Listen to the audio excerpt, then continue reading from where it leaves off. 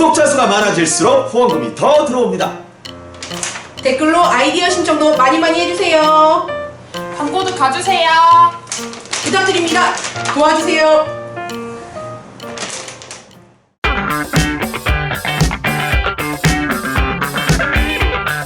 네, 안녕하세요. 오늘은 한림대학교 김인영 교수님 모시고 삼성을 세계적 기업으로 만든 이건희 회장에 대해서 이야기를 나눠보도록 하겠습니다.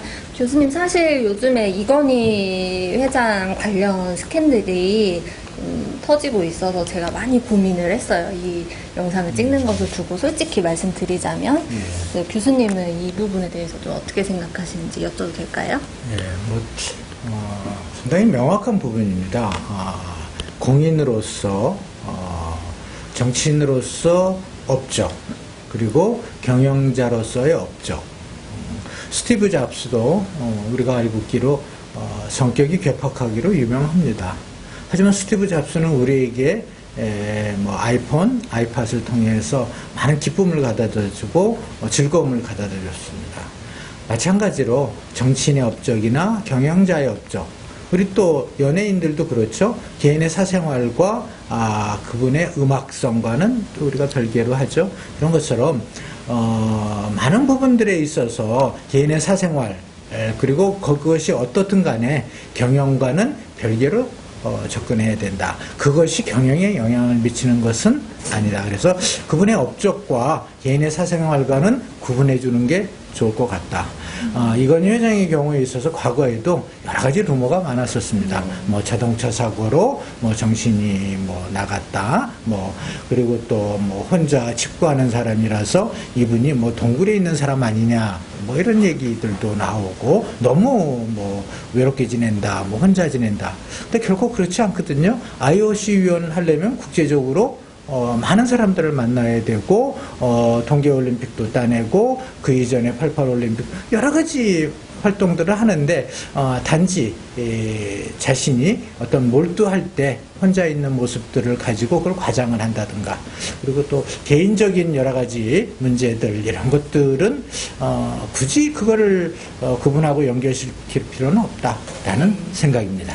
네, 그러면 서로는 이쯤으로 하고 본론으로 들어가서 이건희 회장의 오너적인 측면을 좀 얘기 나눠보도록 할 텐데요. 이건희 회장은 이 창업주인 이병철 회장에 이은 2대 세대입니다. 이건희 회장이 선대와 다른 점이 좀 구별되는 점이 있다면 어떤 게 있을까요? 같은 점도 있을 거고요. 아버지 아들인데 다르겠어요. 하지만 다른 점도 상당히 존재합니다. 제일 큰 핵심적인 측면은 이병철 회장은 창업자입니다.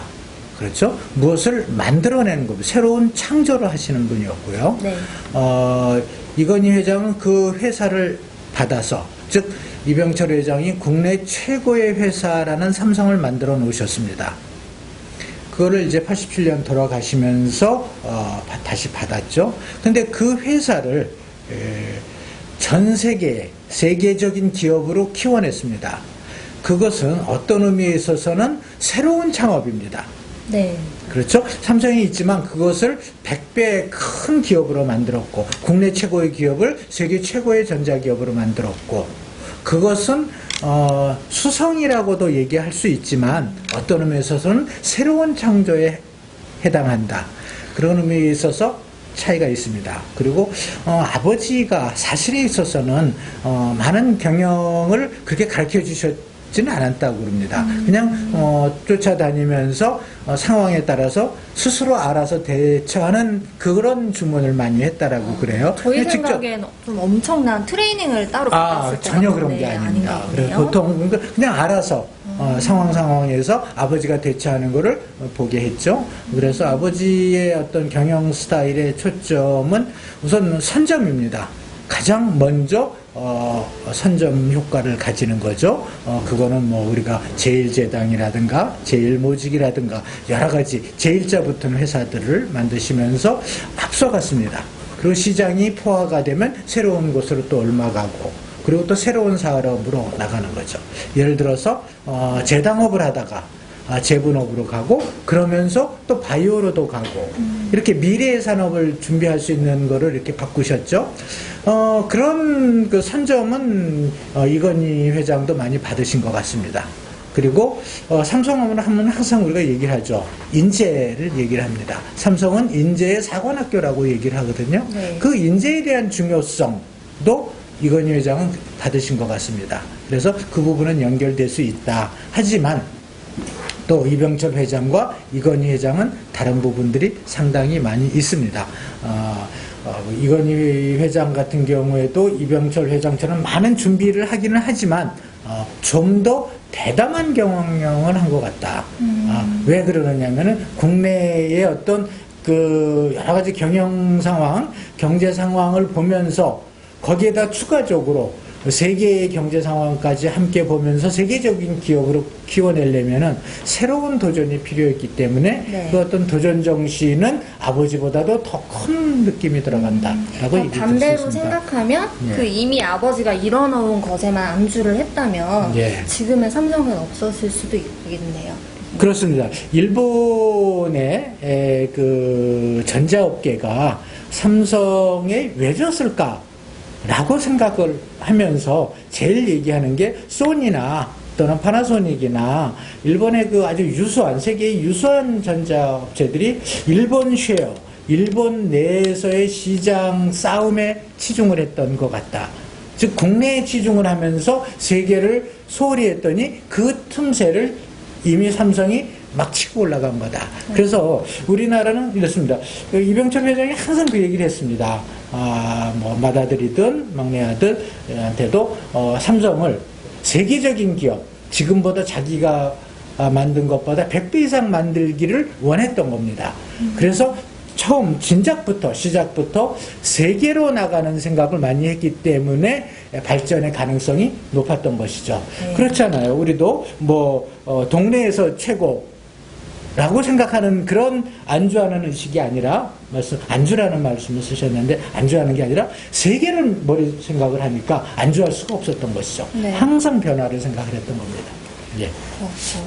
제가 이 이건희 회장의 자료를 조금 찾아보다 보니까 예. 이 프랑크푸르트 선언이라는 게 예. 있더라고요. 예. 그래서 어떤 건지 좀. 예, 가장 유명한 그 에피소드의 하나입니다. 우선은 우리가 뭘 봐야 되느냐면, 선대 회장이 1987년 돌아가시고, 11월에, 이제 회장으로 취임을 합니다. 이건희 네. 회장이. 그러면서, 본격적인 자기 경영을 시작을 하죠. 그러면서 세상에다가 선언을 합니다. 도전적인 선언을 합니다. 90년대까지 삼성을 세계 최고의 세계 인류 기업으로 키우겠다라는 약속을 합니다. 대국민선언과 같죠. 그리고 회사 직원들한테도 어떤 그 위기감이라든가 또는 자부심이라든가 또는 방향을 제시를 해주는 거죠. 회사가 어디로 갈 거다. 국내 최고가 아니라 세계 초인류 기업으로 갈 거다라는 얘기를 하고 있습니다. 그런 상황에서 이건희 회장이 생각을 한 거는 그 회사의 구성원 모두가 가기 위해서는 변해야 한다는 것이죠.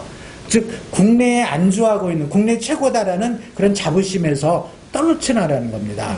국내 최고니까 뭐 됐네 뭐 이렇게 생각을 하고 있는데 그래가지고는 세계에서 살아남을 수 없다라는 것으로 모든 것을 변화시키라는 의미입니다.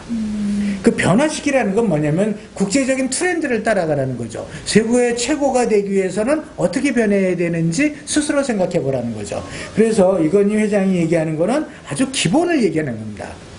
사람이 마음이 먼저 바뀌어야지 제품도 바뀔 수 있는 것이고 제품이 바뀌어야지 세계 인류 제품이 나올 수 있는 거다라는 거에서 잘 만들으라고 하는 것이 아니라 맨 밑바닥 우리 스스로 세계 인류로 변해야 된다라는 얘기를 하는 겁니다.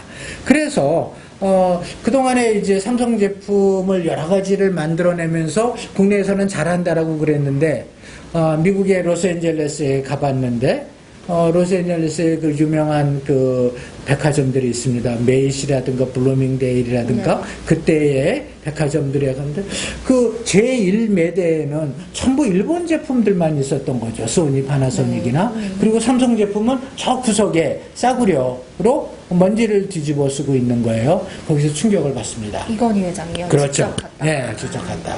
그러면서 사람들을, 경영진들을 모아서 비교회를 합니다. 소니는 왜 사람들한테 이렇게 좋은 그 평가를 받느냐, 파나소닉은 왜 받느냐, 삼성은 뭐가 문제냐를 다 부품을 분해해 가면서 메커니즘을 보고 얘네들은 이걸 더 잘 만들었구나. 우리는 뭘 바꿔야 되느냐를 같이 선생님들과 수십 시간 얘기를 하는 겁니다. 밤샘 토론을 하고. 거기다가 이제 그 회의가 프랑크푸르트로 연결이 되는 겁니다. 그래서 그거는 93년인데요. 프랑크푸르트에는 좀 더 충격적인 얘기를 합니다. 일본인 그 고문이 있었는데, 구로라다라는 분인데, 삼성이 변하지 않고 있다라는 충격적인 얘기를 하는 거죠. 자기가 이 최고 인류인 줄 아는데 절대로 그렇지 않은데 삼성이 오해하고 있는 부분들이 있다. 그래서 프랑크푸르트로 다들 오시게 합니다. 그 프랑크푸르트라는 것은 무슨 얘기냐면 93년이니까 이제 EU가 이제 조금 있으면 이제 한 몇 년 있으면 태동을 할 거고요.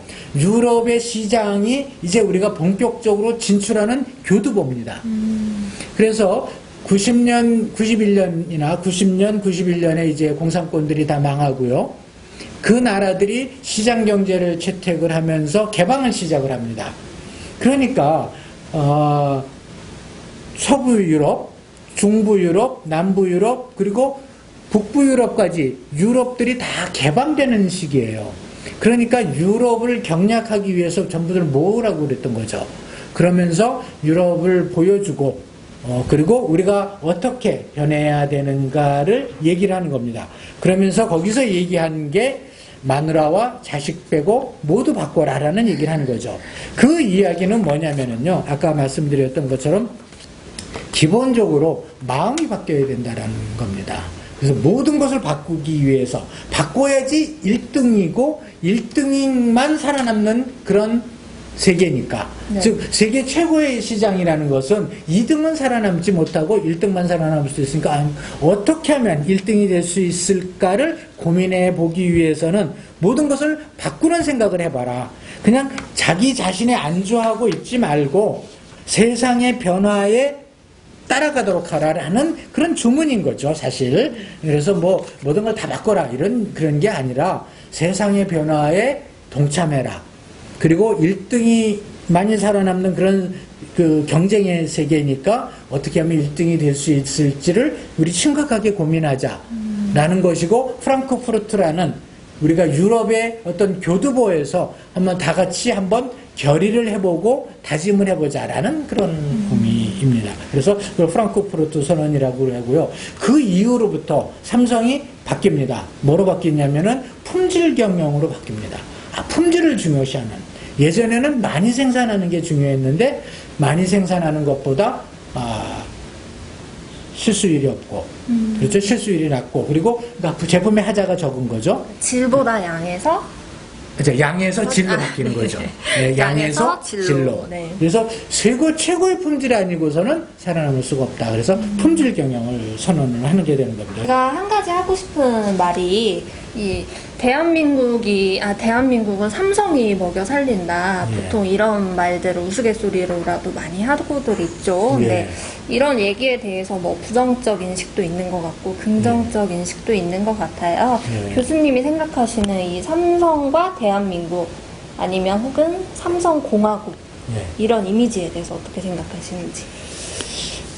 우리나라의 좀 심성에, 네. 대한민국인들의 심성은 1등에 대해서는 그렇게 좋은 인식을 가지고 있는 것 같지는 않습니다. 네, 맞아요. 뭐 세계적으로도 그렇습니다. 미국이 세계 1등이다. 그러면은 소련도 무너지고 세계 1등이었을 때 헌팅턴이 어떤 이름을 붙였냐면 론리 슈퍼파워, 외로운 슈퍼파워라고 했습니다. 삼성도 외롭습니다. 혼자 하려는데 그 삼성에 대해서 공화국이다 또는 뭐 우리가 삼성이 대한민국을 먹여 살린다 이건 그렇게 좋은 용어는 아닌 것 같습니다. 사실도 아니고요. 사실에 있어서는 그렇습니다. 미국을 뭐 애플이 혼자 먹여 살리는 것도 아니고요. 삼성이 비중이 높기는 하죠. 하지만 그 비중이 높은 것이 많은 사람들을 고용을 하고 또 많은 회사들에게 뭐 인재 경영이라든가 또는 세계적으로 앞서 나가는 그런 경영의 모습들로 어떤 모델을 보여주는 거죠. 한국 기업들에게. 그런 의미로 봐야지 제가 너무 잘하니까 쟤를 보고 본받아야 되겠다 라는 것이지 쟤 잘하니까 너무 심해 쟤 거꾸로 틀어야 되겠어 이거는 심성적으로 옳은 심성이 아니죠. 그리고 삼성공화국론이란 그것도 우리가 돈이 많다라고 그래서 그것이 곧 정치적인 영향력을 의미한다라고 생각하지는 않습니다. 네. 뭐 지금 예를 들어서 민주당에 무슨 뭐 삼성에 어떤 영향력을 미칠 수 있다. 그건 저는 제한적이라고 봅니다. 마찬가지로 새누리당도 그렇고요. 국민의당에도 그렇고요. 이제는 돈으로 정치하는 시대도 아니고 과거에는 선거 자금이 많이 필요했지만 이제 선거공영제로 그렇게 많이 필요하지 않거든요. 그 다음에 기업이 그렇게 영향력이 있으면 이렇게 두드려 맞지 않죠. 사실은 정치권으로부터 절대로 그렇지가 않다라는 거하고 그런 식의 이야기들은 사실은 언론에서 일종의 찌라시 같은 신문들이 좀 가십성으로 그리고 타이틀을 끌어서 어떤 사람의 주목을 끌려고 강하게 얘기하는 것인데 현실은 그렇지 않고 두 번째로는 그런 식으로 얘기하는 삼성처럼 더 잘하고 삼성보다 더 잘하고 다른 기업들도 현대도 더 잘하고 많은 기업들이 삼성과 같은 우수한 기업들이 세계적인 기업들이 나오는 게 좋다. 지금 세계에 나가면 대한민국의 어떤 레퓨테이션 그런 그 인상보다 삼성의 인상이 더 좋거든요. 얼마나 좋아요. 그랬을 때 그런 기업들을 키워나가는 게 좋다라는 거 하고요. 상당히 잘하고 있기 때문에 모범이 되는 것은 사실이다. 그리고 그렇게 잘하는 것을 우리가 본받아서 다른 기업들도 이렇게 끌어올리는 네. 그런 분위기를 만드는 게 좋지. 밑을 끌어올리는 분위기를 만드는 게 좋지. 위를 끌어내리는 분위기는 별로 좋은 게 아니다. 저도 교수님 말씀에 공감을 하는 게 보통 제가 생각하는 우리 사회의 분위기가 어느 한 기업이 잘한다고 하면은 그것을 독려를 해주는 것이 아니라 그렇습니다. 오히려 너만 잘 사냐. 그렇죠. 네가 독점을 하는구나. 예. 이런 이론에 그게 지배가 되어서 예. 보통 저평가를 더 많이 하는 것 같아요. 예. 그래서 이런 거는 절대로 저희 사회적 발전에 도움이 된다고는 생각을 안 합니다. 저는. 예. 저 혹시 마지막으로 제가 얘기할 수 있는 게 있다 그러면은 그 독점적 지위라는 것도 그렇습니다. 소비자가 만들어내는 겁니다. 여기에 앞에 애플이 있고요. 그 다음에 삼성 뭐 갤럭시가 있고요. LG 폰이 있습니다.